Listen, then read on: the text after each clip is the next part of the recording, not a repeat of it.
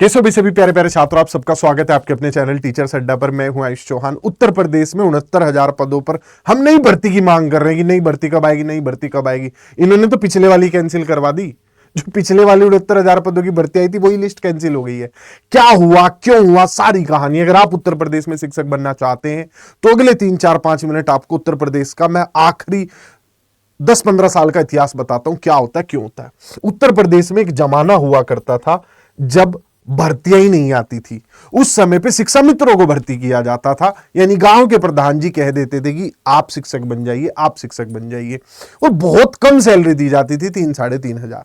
बाद में ये जो शिक्षा मित्र हैं, इन्होंने बड़ी आंदोलन किए, आवाज उठाई, ये संख्या बढ़ते बढ़ते धीरे धीरे हो गई थी 1,37,000। भर्तियां ही नहीं आती थी, सरकारी शिक्षकों के पद ही नहीं निकाले जाते थे, बहुत कम पद आते थे। तो शिक्षा मित्र पहुंच जाते हैं, आंदोलन करते हैं, चुनावी मुद्दा बनाया जाता है, कोर्ट जाते हैं हर तरीके से कि भाई हमें समान वेतन क्यों नहीं मिल रहा है। तो चुनाव के समय पे इन्हें कर दिया जाता है समायोजित। 1,37,000 शिक्षकों को, वहां से कहानी, असली कहानी शुरू होती है। 1,37,000 शिक्षकों को कर दिया जाता है समायोजित और उन्हें बना दिया जाता है परमानेंट टीचर्स, यानी पक्के टीचर जो पेपर देके भर्ती होते हैं। सीधी सैलरी ठाए 3 साढ़े 3 हजार से 45,000। अब भाई जो सैलरी उन्हें मिलने की खुशी होनी चाहिए थी वो इनकी दुश्मन बन जाती है। बाकी लोग जो कि सही मांग भी है कि भाई ये कैसी भर्ती है, कोई वैकेंसी नहीं निकाली जाती, कुछ नहीं निकाली जाती। आधे लोग तो इसमें से टेट पास भी नहीं है, कुछ लोगों ने बीएड नहीं किया हुआ, ऐसे ही इन्हें तो उठा के शिक्षक बना दिया गया था। कुछ लोग वाकई में बड़े काबिल थे, कुछ लोग काबिल नहीं थे कि भाई हम लोग क्या करें जो इतने सालों से बीएड बीटीसी कर रहे हैं, आपने तो इन्हें शिक्षक बना दिया। तो सुप्रीम कोर्ट कर देता है इनके समायोजन को रद्द। यहां से सारी कहानी शुरू होती है। उससे पहले उत्तर प्रदेश में अखिलेश सरकार जब मेरिट बेस भर्ती निकाल रही थी ना 2017 से पहले, तो 15,000, 20,000, 25,000, 25 तक तो नहीं गए, 16,000 ऐसे भर्तियां निकाली जाती थी। अब ये जो 1,37,000 पद थे, सुप्रीम कोर्ट ने किया रद्द कि भाई शिक्षा मित्रों को समायोजित मत करो, इन ये जो पद हैं इन पे भर्ती कराओ और तब इन पदों पर किसी को रखना। तो 2 लेवल पर भर्ती कराई जाती है, 68,500 और 69,000। 68,500 जिसे हम सुपरटेट 1 कह सकते हैं, उस समय ये नाम दे दिया और लोगों ने, कोचिंग इंडस्ट्री ने नाम दिया, बच्चों ने नाम दिया सुपरटेट। हालांकि ये कोई ऑफिशियल नाम नहीं है, पर सुपरटेट 1 होता है। 68,500 भर्ती पर, पदों पर यह भर्ती करी जाती है, जिसमें पेपर रिटर्न एग्जाम होता है पहली बारी। पहले मेरिट बेस भर्ती होती थी, तो रिटर्न एग्जाम भी बिना ऑप्शन वाला, मतलब अकबर के पिताजी का नाम बताइए तो नाम लिखना पड़ेगा, रामपाल, सतपाल, जो भी आप लिखना चाहते हैं, ऐसे ही नहीं कि उठा के कुछ भी ऑप्शन ABCD कर दिया। तो 41,000 पदों पर भर्ती हो जाती है, इसमें से 17,500 पद रह जाते हैं रिक्त। ठीक, 69,000 जो कि अब कैंसिल की गई है, जिसके रिजल्ट को दोबारा बनाया जाएगा, यह भर्ती की जाती है। इस भर्ती में क्या होता है, हमारे देश में आरक्षण के जो नियम हैं, मैं फेवर में हूं नहीं हूं, मेरा विचार क्या है, मैं उनकी बात नहीं कर रहा हूं, मैं सिर्फ आपको फैक्ट्स बता रहा हूं हुआ क्या। हमारे देश में आरक्षण के नियम यह कहते हैं कि अगर आपके नंबर रिजर्व कैटेगरी से ज्यादा है, यानी जनरल की कट ऑफ आप पार कर रहे हैं, तो आपको जनरल सीट में काउंट किया जाएगा, आपकी कैटेगरी की सीट किसी और को मिलेगी। अर्थात मान लिया एक बंदा है जिसका नाम है सोनू, और सोनू के नंबर रिजर्व, सोनू है ओबीसी का, लेकिन सोनू के नंबर जनरल कैटेगरी के हैं, अनारक्षित वर्ग वाले, उसकी कट ऑफ है 105 पार कर गया और ओबीसी की कट ऑफ 100 है, तो 105 पार करने की वजह से उसे जनरल सीट दे दी जाएगी। उसकी जो सीट थी ओबीसी वाली, वो किसी और ओबीसी के कैंडिडेट को मिलेगी, या SC ST को, जिस भी कैटेगरी की वो सीट खाली रही होगी। लेकिन ऐसा नहीं हुआ। 6800 ऐसे छात्र थे जिनके नंबर ओबीसी कैटेगरी से ज्यादा थे, यानी कि वो जनरल की कट ऑफ पार कर रहे थे, उन्हें जनरल सीट मिलनी थी, लेकिन ऐसा नहीं हुआ। उन्हीं की कैटेगरी की सीट दी गई ओबीसी।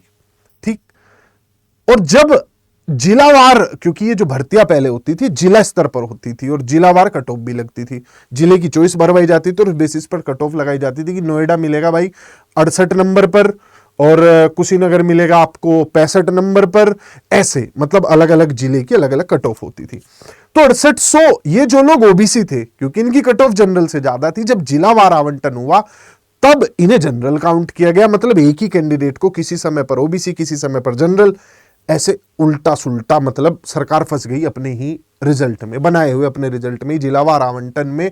और क्योंकि जब उन्हें ओबीसी या जनरल काउंट करना था तो समय समय पर अपनी जरूरत के हिसाब से सरकार ने किया।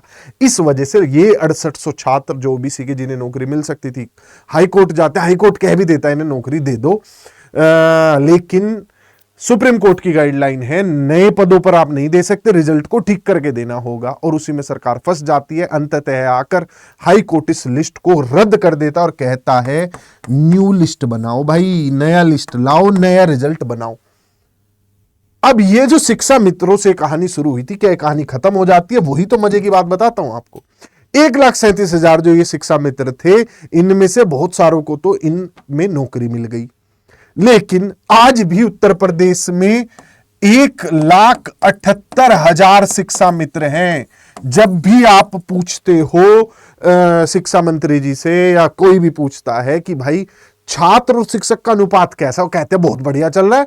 क्यों कहते हैं वो? क्योंकि 1,78,000 शिक्षा मित्र आज की तारीख में काम कर रहे हैं उत्तर प्रदेश में।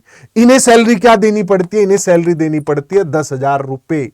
इन्हें 10,000 रुपए सैलरी देनी पड़ती है। ये शिक्षा मित्र ची भी नहीं कर रहे हैं। कारण क्या है? सैलरी ज्यादा मांगेंगे, नॉर्मल टीचर के बराबर मांगेंगे तो भाई लोग कोर्ट जाएंगे, कहेंगे भाई भर्ती करो। और ये अपना 10,000 रुपए में फिलहाल एंजॉय कर रहे हैं।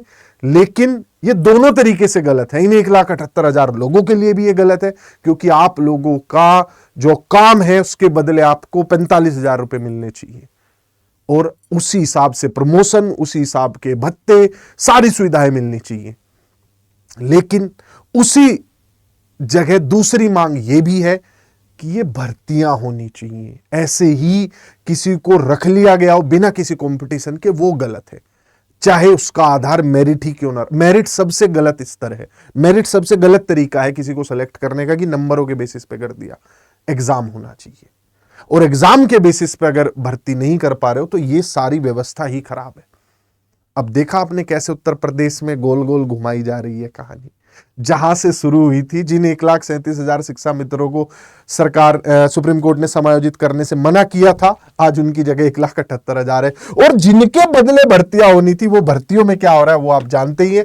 यहां की 17,500 पद अभी भी खाली पड़े हैं, जिस पे 2022 में एक बयान आया था शिक्षा मंत्री जी का कि इन पदों को भरेंगे। ये तो वो पद हैं जो सुप्रीम कोर्ट को कह रखा है भरेंगे, वो भी नहीं भरे इन लोगों ने। और ये 1,78,000 जो शिक्षा मित्रों को, यानी कॉन्ट्रेक्चुअल टीचर्स, पूरे देश में सबसे बड़ा नंबर है किसी भी राज्य में जो कॉन्ट्रेक्चुअल टीचर्स हैं। और मुझे लगता है कॉन्ट्रैक्ट बेस्ड भर्ती ये हो सकता है पूरे विश्व की सबसे बड़ी संख्या हो ये। हां, तो नई भर्तियां तो इनसे उम्मीद अब भूल जाओ। मैं हकीकत बता रहा हूं आपको, नई भर्तियां भूल जाओ। उत्तर प्रदेश में पुरानी वाली के वांदे लगे हुए हैं। इसे नई लिस्ट बनानी पड़ेगी। इस नई लिस्ट में उन बेचारे आरक्षित वर्ग और अनारक्षित वर्ग वालों के साथ जो उस समय पे इंजस्टिस हुआ, अब क्या वो 4 साल बाद ठीक करके, जिसे पहले नौकरी मिल गई थी अब हटा के क्या उसे ठीक कर देंगे ये लोग? उसके साथ और गलत होगा। और जिसे 4 साल तक नहीं मिली उसके साथ कितना गलत होगा। मतलब इन्होंने अपनी राजनीति के चक्कर में इस भर्ती को भी खराब किया है। और आने वाली भर्ती 1,78,000 शिक्षा मित्रों के नाम पर नहीं दी जा रही है, जो कि और गलत है। और उन्हें 10,000 रुपए में उनसे काम करवाया जा रहा है। और एक्सपेक्टेशन है सरकार की कि हमारे स्कूलों में छात्रों की संख्या बढ़ेगी। 25 लाख छात्रों ने इस साल उत्तर प्रदेश के सरकारी स्कूलों में एडमिशन कम लिया है। यह है डेटा। इस पर शिक्षा मंत्री जी जवाब दे। जनसंख्या बढ़ रही है लेकिन स्कूलों में आने वाले छात्रों की संख्या घट रही है। ये थी सारी पिछले 10 साल की कहानी जो मैंने आपको फटाफट बताने की कोशिश की है। फैक्ट्स मैंने ज्यादा से ज्यादा मतलब एग्जैक्ट रखने की कोशिश की है। कोई चीज 19-20 रही होगी तो माफी। आरक्षण को लेकर मेरा कोई भी अपना विचार, मैं ना उसके पक्ष में हूं ना विपक्ष में हूं। मैं इस व्यवस्था के ना फेवर में हूं ना अगेंस्ट हूं। आरक्षण को लेकर मेरा कोई बयान नहीं है, क्योंकि आरक्षण एक बहुत बड़ा मुद्दा है और उसमें बहुत बड़े बदलावों की जरूरत है। 50-60 साल हो चुके हैं। उसे लागू किस तरीके से किया जाता है, लागू करने में जो गलतियां होती हैं उसमें भी सुधार की बहुत जरूरत है। जैसे यही मुद्दा कि ओबीसी कैंडिडेट को बाद में जनरल बना दिया जाता है, जबकि वो ओबीसी बेसिस पर आया होता है। और किस तरीके से आरक्षण की गुत्थी को हमने ऐसा उलझा दिया है कि भाई को भाई का दुश्मन बना दिया है और सारी जातियां आपस में एक दूसरे के सामने खड़ी हुई है। तो इस व्यवस्था के तो मैं न पक्ष में हूं न विपक्ष में हूं। ठीक है, बाकी ये थे सारे फैक्ट्स। अगर आपको मांग करनी है, इन पदों पर मांग कीजिए और मांग कीजिए कि स्कूलों में छात्रों की संख्या को बढ़ाओ। आप और तो सारे काम कर रहे हो, सरकार और सब सारे काम कर रही है, सरकारी स्कूलों की व्यवस्था पर काम नहीं कर रही है। Bye bye, take care. Video पसंद आया तो इसे लाइक करो और बाकी लोगों की भी आंखें खोलने के लिए इसे शेयर कर दो। Take care.